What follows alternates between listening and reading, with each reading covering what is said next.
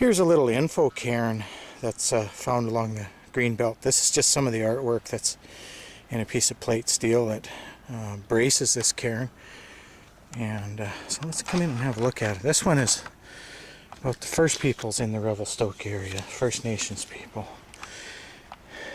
Let's see what it says here. First people of Revelstoke.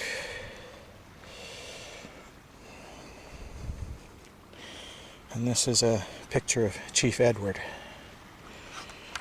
We got some artifacts here.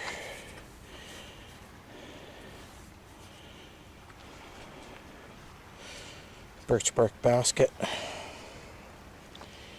Stone points.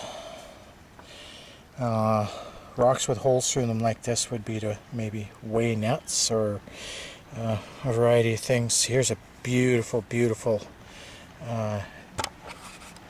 jade axe. It's a nice spear point. And here's the style of canoe that would be found in the area.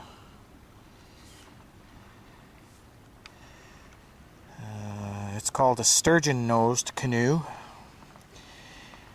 The mature tree must be felled in spring when the sap is running. The outer bark is scraped off, and then the inner bark is split and peeled off the heartwood in one sheet and turned inside out. It is oiled in deer tallow to prevent cracking and maintaining its flexibility as it dries. The outside shape of the canoe is marked on the ground with stakes. Poles used for the gunnels are fastened to these stakes. Next, willow ribs are fastened to the gunnels using willow bark twine. Tree bark is then sewn onto the ribs using cedar root. An additional layer of bark is fastened less securely onto the outer side of the craft. All seams are glued with warm pine pitch. On the bow and stern of the canoe, the bark is folded over rings of willow. Extra layers are added for strength, shaped into a point and sewn. A frame of woven poles is placed in the bottom of the canoe and covered with loose grass to sit on. Very cool.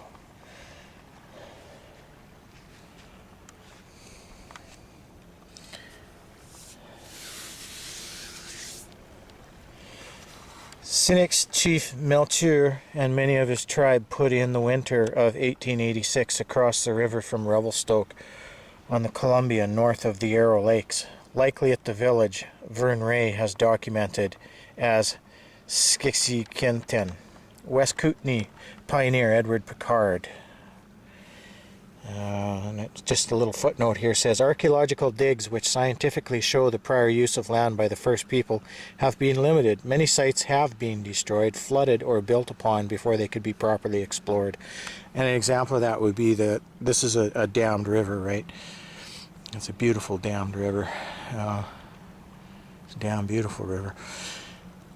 At any rate, so yeah, through damming of the waterways here, we've buried a lot of that history.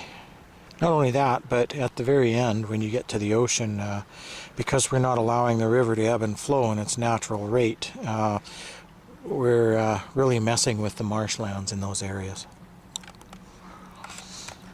The plains, the marsh plains, no longer get to do what they used to do. Look at how this water swirls here.